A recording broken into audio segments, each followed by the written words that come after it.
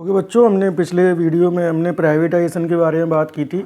हम तीसरा चैप्टर पढ़ रहे हैं economic reform since 1991 Indian economic development class 12th का, जिसमें हमने ये शुरू से ये पढ़ा कि इकोनॉमिक रिफॉर्म्स 1991 से न्यू इकोनॉमिक पॉलिसी इंडिया को क्यों लेके आनी पड़ी, क्या वजह थी, ठीक है। और न्यू इकोनॉमिक पॉलिसीज़ के कौन कौन से कंपोनेंट होते हैं, जैसे कि हमने पढ़ा था लिबरलाइजेशन, प्राइवेटाइजेशन एंड ग्लोबलाइजेशन।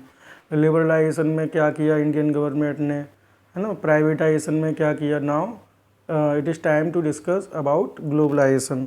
छोटा सा टॉपिक है ये, ठीक है। तो फटाफट से इसको पूरा करते हैं। सबसे पहले हम पढ़ेंगे ग्लोबलाइजेशन का मतलब क्या है। देखिए, ग्लोबलाइजेशन का जो रिजल्ट, ग्लोबलाइजेशन जो निकल के आया वो लिबरलाइजेशन और प्राइवेटाइजेशन का नतीजा ग्लोबलाइजेशन हमारा निकल के आया। अगर लिबरलाइजेशन और प्राइवेटाइजेशन नहीं होता देन ग्लोबलाइजेशन भी पॉसिबल नहीं था। तो सबसे पहले लिबरलाइजेशन और प्राइवेटाइजेशन किया, उसके बाद में ही ग्लोबलाइजेशन पॉसिबल हो सकता है। तो ग्लोबलाइजेशन का मतलब ये होता है कि हमको क्या करना है, इंटीग्रेट करना इकोनॉमी को दूसरी कंट्रीज़ के साथ में। यानी कि जितनी भी कंट्रीज़ हैं इंडिया से बाहर इस पूरे वर्ल्ड में, जहाँ जहाँ जिन जिन कंट्री में वो आपस में कनेक्ट करना चाहते हैं, उनसे रिलेशनशिप रखना चाहते हैं, तो उनसे क्या करना, मिलकर चलना, हमारे ट्रेड रिलेशनशिप बनाना, यानी सब मिलकर एक हो जाना, यूनाइट हो जाना, ठीक है। पहले इंडिया इतना ज़्यादा कांटेक्ट नहीं थे, है ना, दूर दूर रहता था, इंपोर्ट सब्स्टिट्यूशन की पॉलिसी थी, इंपोर्ट करने में डर लग रहा था, एक्सपोर्ट था ही नहीं। तो अब वो चीज़ें नहीं हैं। अब क्या, अब ट्रेड रिलेशनशिप को अच्छे बनाने हैं और पूरी दुनिया में क्या करना है, आपस में मिल जाना है, ठीक है। ग्लोबलाइजेशन के कॉम्प्लेक्स फेनोमेनन क्या चीज़ है। सबसे पहली चीज़, ग्लोबलाइजेशन का मतलब क्या होता है, ठीक है। ग्लोबलाइजेशन का मतलब हमने अभी थोड़ा सा तो जान ही लिया है। अभी जो इसका मेन पॉइंट है वो ये है, it is turning the world into one whole और क्रिएटिंग अ बॉर्डरलेस वर्ल्ड। इसका मतलब ये होता है कि ऐसा आपस में सब मिलकर, देश ऐसा आपस में मिल जाएं कि जिसमें एक दूसरे में आने जाने की कोई मतलब कोई बॉर्डर ही ना हो, कोई रुकावट ना हो। बॉर्डरलेस का मतलब किसी भी तरह का कोई रिस्ट्रिक्शंस ना हो, ठीक है। नेटवर्क क्रिएट करना, it involves creation of networks and activities, economic, social and geographical boundaries, हर तरह से इकोनॉमिकली, सोशली, है ना, जियोग्राफिकली, यानी सारी जो अपने देश को आपस में मिल जाना है। तो ये ग्लोबलाइजेशन के मेन जो की पॉइंट्स हैं। पॉजिटिव इफ़ेक्ट्स हम पढ़ेंगे। पॉजिटिव इफ़ेक्ट्स क्या होते हैं ग्लोबलाइजेशन के। Greater access to global markets, जो दुनिया की और जो मार्केट्स हैं, जो बाकी के जो देश हैं, है ना, वहाँ पर आसानी से हम अपनी पहुँच बना सकते हैं। वहाँ पर जाकर हम, अगर इंडिया की कोई कंपनी है तो दूसरी कंट्रीज़ के मार्केट में वो अपने प्रोडक्ट्स को आसानी से बेच सकते हैं।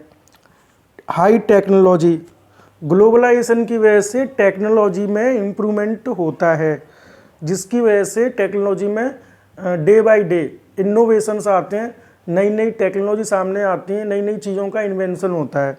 क्योंकि हम पूरे वर्ल्ड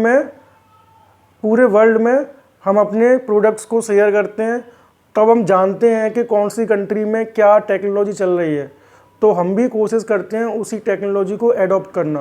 कंपटीशन हाई हो जाता है, और जहाँ पर कंपटीशन हाई होता है वहाँ पर टेक्नोलॉजी में इनोवेशंस ज़रूर आते हैं। तीसरी चीज़, increased possibility of large industries of developing countries to became important players in the international arena, है ना। ये ग्लोबलाइजेशन की वजह से ये पॉसिबल हो जाता है इंडस्ट्रीज़ के लिए कि वो पूरी दुनिया में अंतर्राष्ट्रीय लेवल पर, इंटरनेशनल लेवल पर अपनी एक पहचान बना सकें। जिसके कुछ एग्जाम्पल्स साइड में दिए हुए हैं।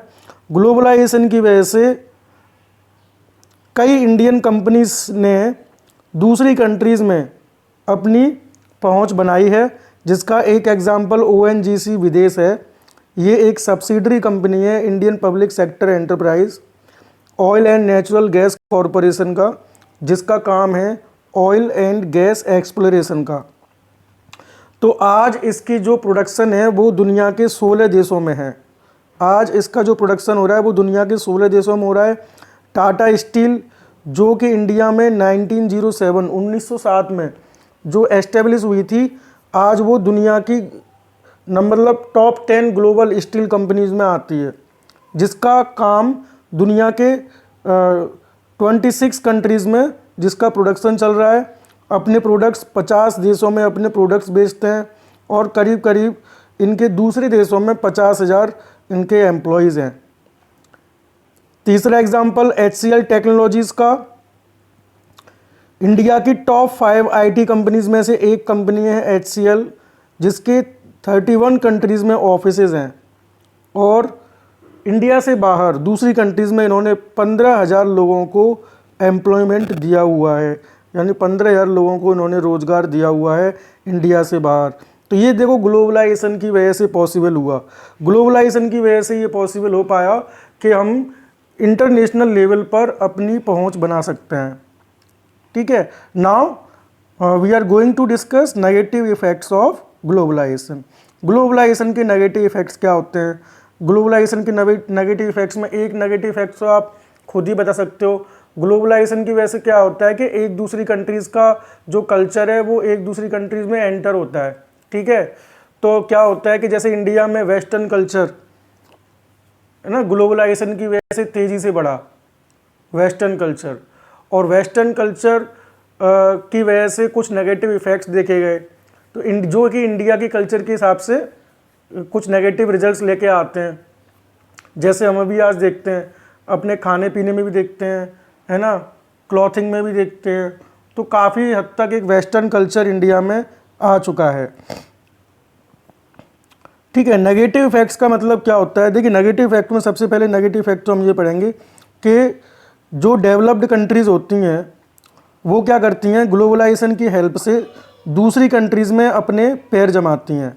ठीक है, for example China developed countries है। ठीक है, तो वो क्या करते हैं, ऐसी कंट्रीज़ में अपने मार्केट्स को बढ़ाते हैं जो कंट्रीज़ लेस डेवलप्ड हैं, जैसे इंडिया।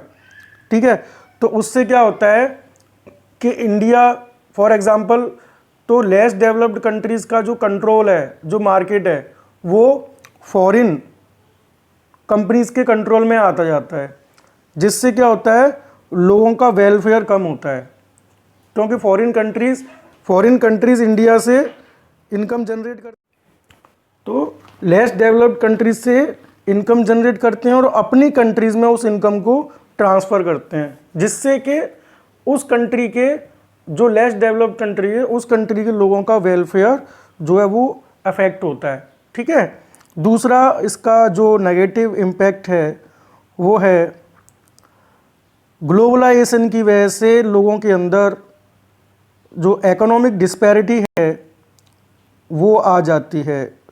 ग्लोबलाइजेशन की वजह से लोगों के अंदर इकोनॉमिक डिस्पैरिटीज़ आ जाती हैं, यानी रिच एंड पुअर का गैप बढ़ता जाता है। इसका फ़ायदा रिच लोगों को ज़्यादा होता है।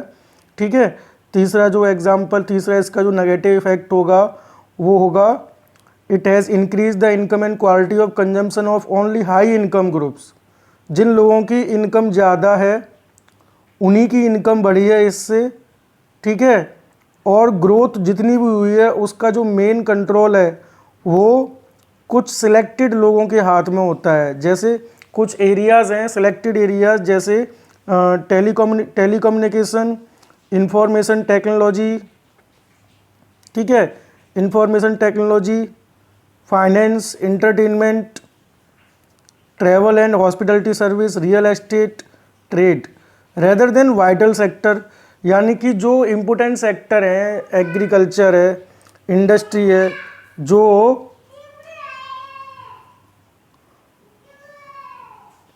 जो इस देश में करोड़ों लोगों को रोज़ी रोटी देते हैं, एग्रीकल्चर सेक्टर और इंडस्ट्रीज़।